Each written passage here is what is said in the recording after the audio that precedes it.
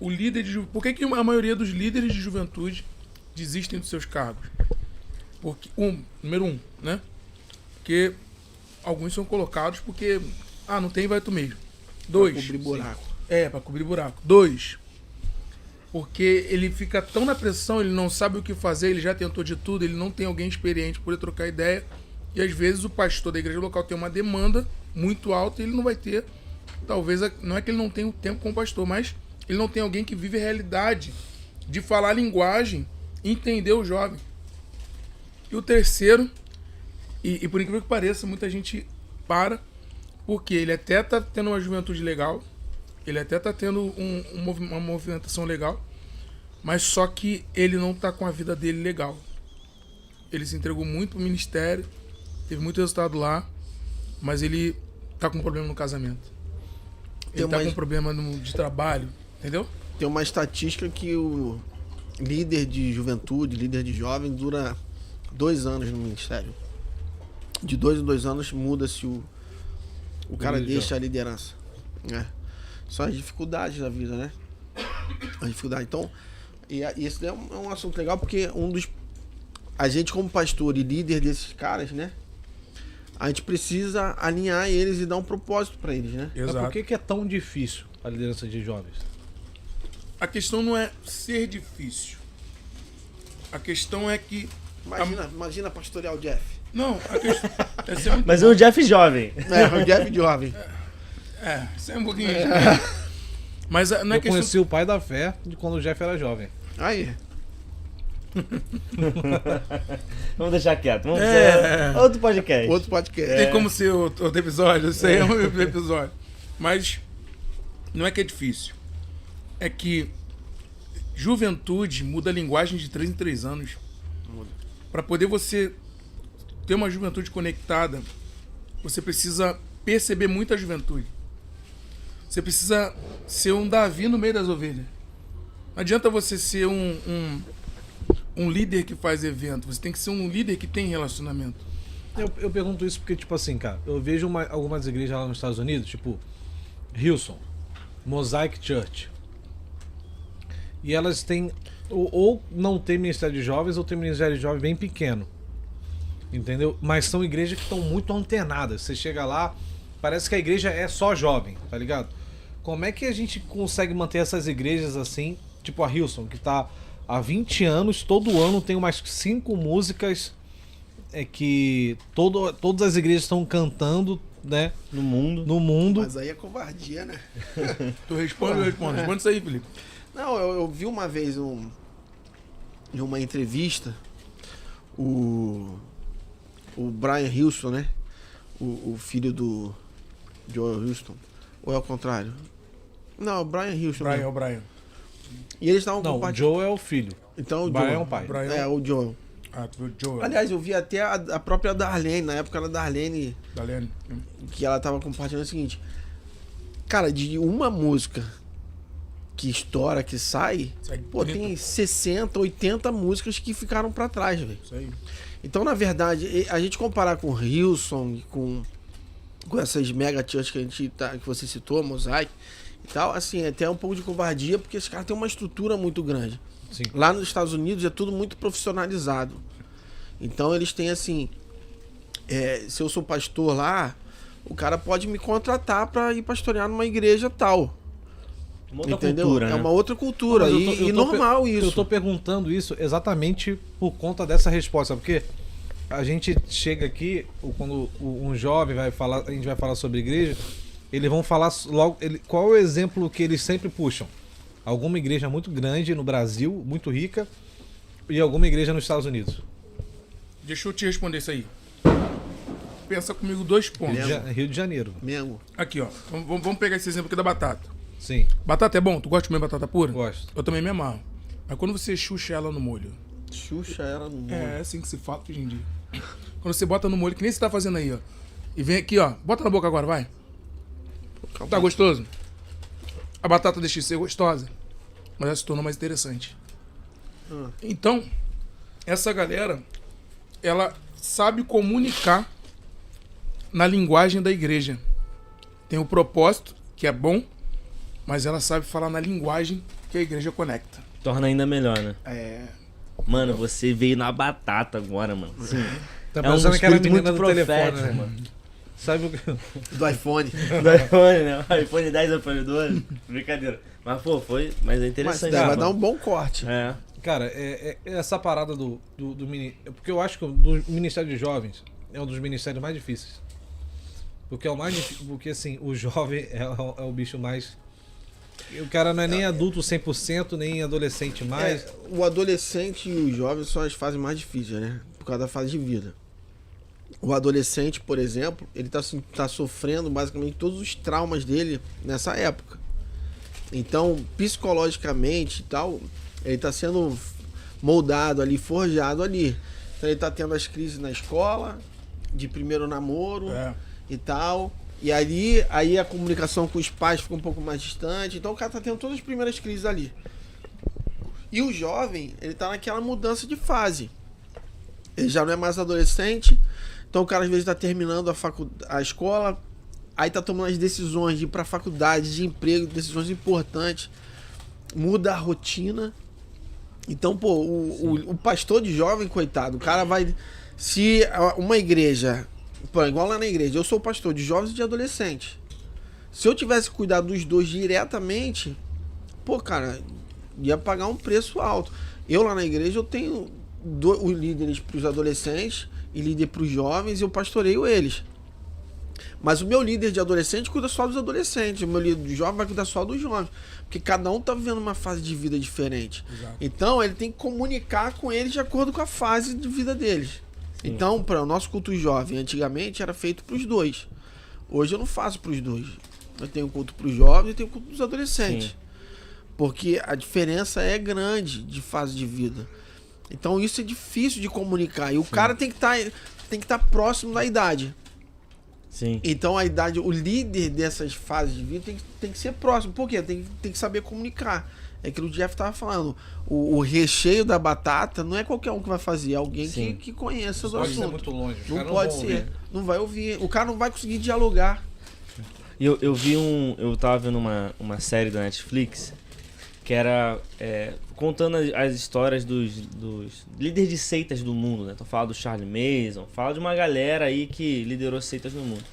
E ele fala que o foco principal desses caras, quando queriam fazer alguma seita, alguma parada assim bizarra, o público-alvo deles eram sempre jovens. Uhum.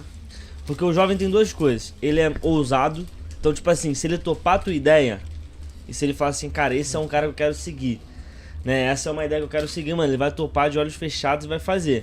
Só que tem um problema, e pra eles, pro cara que é abusador, assim, pro cara que tem essa mente maligna, é a chave, porque é uma galera que tá numa fase muito confusa de vida, uma fase que eles querem se identificar com alguma coisa, eles querem pertencer a algo. Quando a gente traz isso pra realidade do reino de Deus, é uma oportunidade muito grande. E eu percebo que é nessa grande oportunidade que nós às vezes deixamos de fazer algumas coisas por não ser tão fácil. E o diabo também mina muitas coisas aí, porque sabe que um adolescente, um jovem dedicado, ousado, focado no reino de Deus, ele também vai ser um cara assim, uma flecha, né, em tudo que ele tocar, tá ligado? O diabo não faz nada à toa, né? E não brinca, né?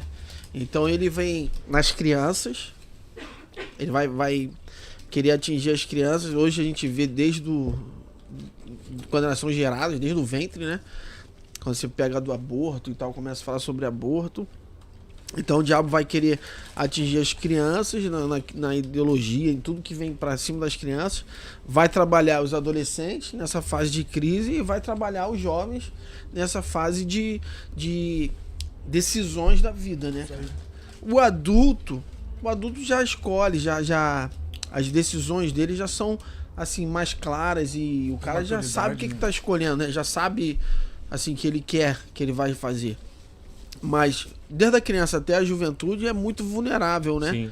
Então o diabo vem em cima. E a Bíblia fala que o jovem é forte, né? Então, meu irmão, quando o jovem entende e compra uma ideia, pô, eles vão brigar. Sim. Vocês não vão lembrar, talvez o Jeff, mas na época da cara pintada, que o pessoal foi pra 94. Meu pai foi cara pintado, minha mãe foi no cara pintado. Eu não fui, não tinha idade pra isso não, mas eu lembro.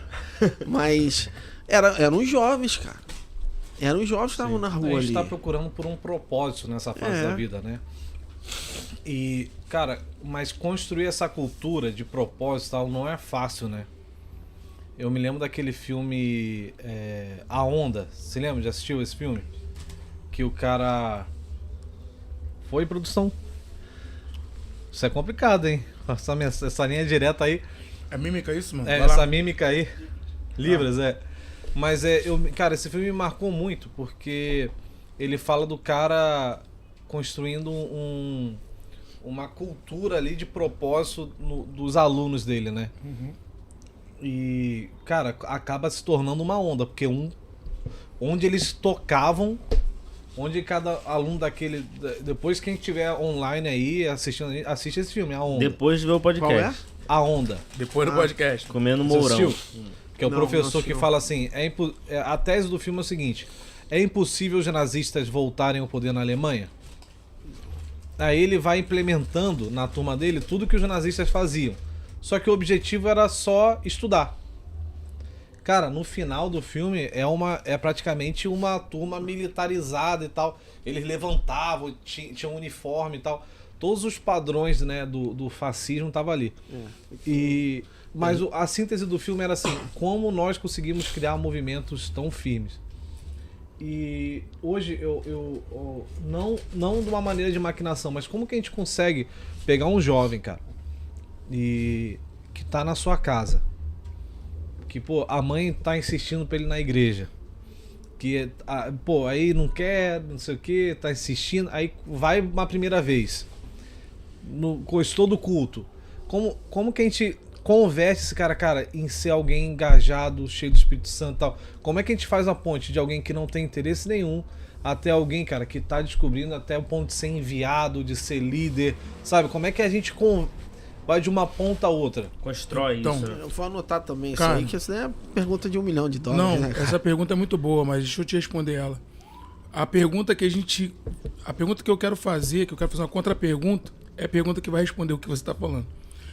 Eu, se fosse um jovem e você fosse meu líder, e você me pergunta, por que você não vai no culto? Por que você não engaja?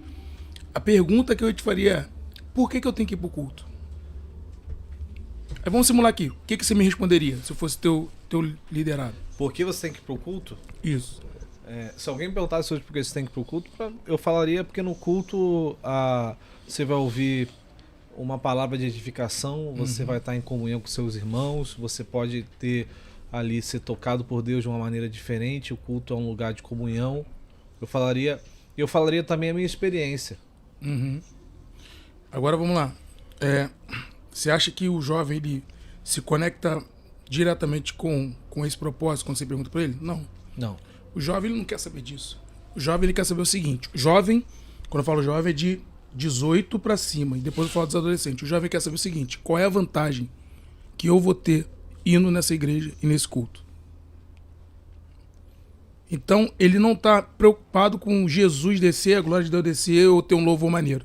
Ele quer saber qual é a experiência ou qual é a situação que ele vai ganhar quando ele sair de lá. E aí é onde a gente tem que saber comunicar. Nesse jovem, aí é onde rola a necessidade de um mapeamento. Não é um mapeamento de você fazer algumas perguntas, é você olhar como está a geração no tempo atual. E aí você consegue descobrir o porquê. Porque, quer ver uma outra coisa sobre molho que a gente tá falando? O meu molho, ele é de alho. O teu também é de alho? Eu não sei. É um de alho, né? A maionese de alho é feita em qualquer lugar, mano. Desde lá em Cosmo, lá onde tem um vento, até aqui. Só que aqui eu comi uma das melhores maioneses de alho. E lá também tem uma boa. Pô, jabá de... Ó. Aí você pega isso aqui agora. Quando o jovem... Para poder você engajar o jovem, você precisa entender o porquê global baseado na realidade. Segundo, você precisa deixar com que ele tenha a experiência dele sem forçar. Porque quando ele chega no culto, o Espírito Santo vai fazer a obra. E a gente tem que entender que a gente não está ali para poder agradar o jovem. A gente está ali para poder cultuar. O nosso culto a Deus inspira o jovem que está assistindo. Ele vai ter a experiência dele. O adolescente é diferente. O adolescente ele pergunta o seguinte: qual é o prazer que eu vou ter dentro desse culto? Ele não está atrelado à responsabilidade. Ele está atrelado ao sorriso, à expressão, Então, quando a gente consegue responder essas perguntas de forma clara, e muitas das vezes essa resposta ela não vai vir exata, mas ela vai vir intencional. E é onde ele conecta. É onde a gente consegue trazer. Aí tu vai ver o jovem despertando interesse e querendo produzir em cima disso. Você vê lá, outro dia eu tava conversando com um dos líderes dos adolescentes, aí tava bombando. Os adolescentes lá na igreja estão, graças a Deus, estão bombando. Aí tem uma galera que é muito boa. E eles falam o seguinte, como é que tem. Eles são bons assim, eles têm levado muitos amigos dele, assim, do prédio, Maneiro. a galera da escola, sabe? Aí ele fala assim, sabe o que faz eles irem pra lá, pra igreja? Falar que vai ter lanche depois de graça. Aí quando tem lanche de graça, depois da reunião dos adolescentes lá, enche. Se não tiver lanche, eles não vão, cara. Mas é isso que você tá falando. O que o cara tem de vantagem? O que vai atrair o cara? A juventude, às vezes, é outra coisa. Entendeu? Mas cara, tem que ter alguma coisa que atraia, né? Olha isso aqui. Jesus chamou Pedro para poder ser pescador de... Por que Jesus usou o exemplo de pescador? Porque ele Pedro era pescador. Porque era pescador. Então ele tinha que ter uma isca. Sim. Mas que Pedro sabia pescar de todas as maneiras. Mas um bom pescador sabe a isca certa para o peixe que ele quer atrair. Pô, isso é muito relevante, cara, porque a Isso dá um gente... corte, não dá? Dá Dá um um corte. corte, essa Dá um daí corte, foi- não dá, essa produção? daí Dá um corte aí. Então pega aí, ó, Lelê do corte, já fica ligado, né? Ó, momento tal. Cara, isso é muito relevante porque a gente tem visto também ao mesmo tempo que igrejas crescem muito, outras travam e vão se tornando museus ali e só cresce depois com adultos.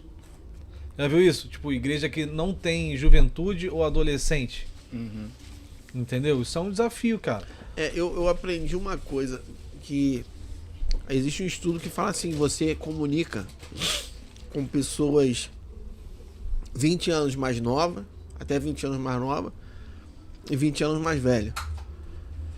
Então você comunica com 20 anos mais velho ou 20 anos mais novo. Então se você tem 40, as pessoas de 20 anos, elas param para te ouvir. E os caras que têm 60 também vão te ouvir. Então se você pega um pastor, e depois você vai ver, se você pegar pastores igrejas que têm sido igrejas, a gente pode falar da moda, ou igrejas que têm atraído bastante gente. Você vai ver que o pastor dela tá na faixa dos 50 e poucos anos, porque é um cara que está comunicando com pessoas mais velhas, mas é um cara que alcança o jovem de 30 anos, que é o jovem que está formando família, que é o jovem que está empregado, que é o jovem que é ativo, que movimenta a sociedade, entendeu? Então você vai ver essas igrejas com esses pastores mais novos, eles comunicam com várias pessoas, entendeu? Então você às vezes vai pegar uma igreja, um pastor é um pouco com 80 anos, você vai ver pouco jovem. Se ele não for um cara Atualizado, né? atualizado e que soube construir uma liderança, que tenha um pastor de jovens que atrai jovens, se ele não tiver isso, ele vai ter uma igreja só de gente velha, velho. Isso aí. E você vê um monte de igreja assim. Sim. Entendeu? Entendeu? Então pode acontecer isso. Só vai mudar quando um outro pastor sumir e aí o cara vai começar a falar, dialogar com essas pessoas mais novas. Eu acho que o maior desafio de uma liderança no tempo atual é saber encaixar as peças certas. Principalmente, assim, nesse contexto que você falou. Porque, imagina só, a galera que se conecta comigo é uma galera que hoje é muito jovem. Eles me olham com um risquinho na cabeça. Quando eu começo a pregar, eu falo uma linguagem pra eles. A minha esposa... Cara, desculpa te cortar.